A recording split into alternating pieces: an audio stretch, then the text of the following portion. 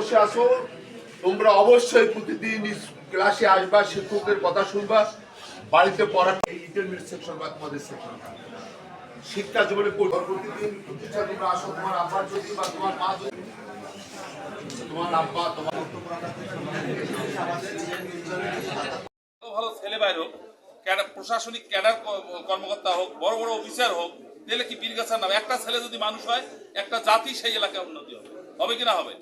তাহলে আজকে আমরা চাচ্ছি কেন, আজকে সেই তোমাদের সেই সুযোগটা আমাদের আছে, আফসার ভাইয়ের আছে, আমাদের তো বয়স শেষ। এখন তোমাদের সেই জন্য আমি অনুরোধ করব, যে সময়টুকু আছে সুন্দরভাবে লেখাপড়া করো, পরীক্ষায় পাশ করো, নিজের জীবন গড়ার সুযোগ নাও। তোমাদের পরীক্ষা মনে হয় 26 তারিখ থেকে তোমরা সুন্দরভাবে পরীক্ষা দিবে, মনোযোগ সহ পড়াশোনা করবা, সবাই সুন্দরভাবে পরীক্ষা দিয়ে ভালো রেজাল্ট করবা। এবং একদিক দিয়ে তোমাদের পরিবারের কাছে তোমাদের সুনাম থাকবে, আরেক দিক দিয়ে প্রতিষ্ঠানের সুনাম থাকবে, আরেক দিক দিয়ে তোমার এই ইউনিয়নের সুনাম থাকবে।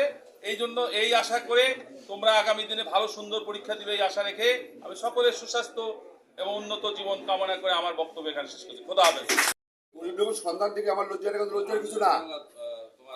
অনেক গরিব লোকের সন্তান ভালো ভালো জায়গায় রয়েছে, ভালো ভালো জায়গায় আছে। একটু আগে চেয়ারম্যান সাহেব বললো,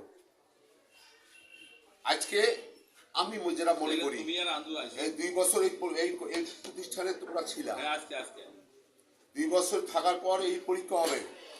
তোমার বাপ তোমার মা অনেক আশা করি আছে যে আমার ছেলে পরীক্ষা দেবে, তারা কিন্তু বোঝে না এগুলা, এগুলোকে বোঝায় এটা কোন ক্লাস কোন কলেজ, এগুলো কিন্তু বোঝে না। তারা কিন্তু এত তার বুঝ নাই, তাদের একটা আশা সামনে পরীক্ষা দেবে, তোমার একটা ভালো রেজাল্ট করবে। এবং আমি মনে করি শিক্ষা জীবনের কঠিন স্তর হলো এই ইন্টারমিডিয়েট সেকশন বা তোমাদের সেকশনটা।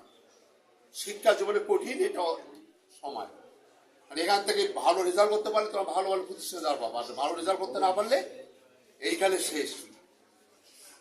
তোমার আব্বা তোমার আম্মা যে কষ্ট করি, আমি তো মনে করি ধর প্রতিদিন প্রতিষ্ঠানে তোমরা আসো, তোমার আব্বার যদি বা তোমার মা যদি কিছু না পারে, তোমাদের জন্য অন্তত একটা ডিম হলেও পাশের বাড়িতে ডিম নিয়ে এসে হলো তার ডিম ভাজা দেয় যে খায় আমার সন্তানটা যাও, নাহলে কষ্ট করি 5টা টাকা 10টা টাকার আগে হাতে দেয় বাবা দৌড়ে কিছু খাইস।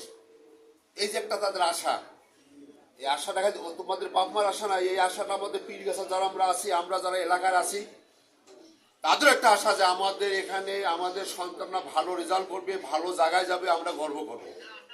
প্রতিষ্ঠানের যে সম্মানিত সভাপতি, আমাদের অত্র প্রতিষ্ঠানের সম্মানিত ভারপ্রাপ্ত অধ্যক্ষ মহোদয় জনাব আব্দুল কাদের স্যারকে তার সৌজন্য বক্তব্য রাখার জন্য তাকে বিশেষভাবে অনুরোধ।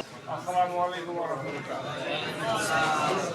আমি বেশি কথা বলবো না, আমার অতিথি মহোদয় সম্পূর্ণ ব্যাখ্যা দিলেন, আমার শিক্ষক মহোদয় সম্পূর্ণ ব্যাখ্যা দিলেন।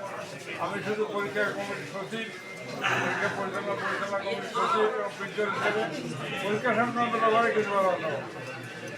তোমরা চুপচাপ থাকো, দু একটা কথা বলো। আমি পরীক্ষার বিধিমালা অনুযায়ী, নিয়ম অনুযায়ী এডমিট রেশন কার্ড ব্যতীত কোনো এডমিট রেশন কার্ড এবং কলম খাতা কলম ছাড়া কোনো সাদা কাগজ কেউ নিয়ে আসবে না। কোনো ছেলে মোবাইল নিয়ে আসলে সে সরাসরি এক্সপেল হয়ে যাওয়া, তখন কাউকে দোষী করতে হবে না। মোবাইল নিয়ে এসে রাখার দায়িত্ব কারো নাই, কেউ দেবে না। তাহলে তোমরা কেউ মোবাইল নিয়ে আসবে না।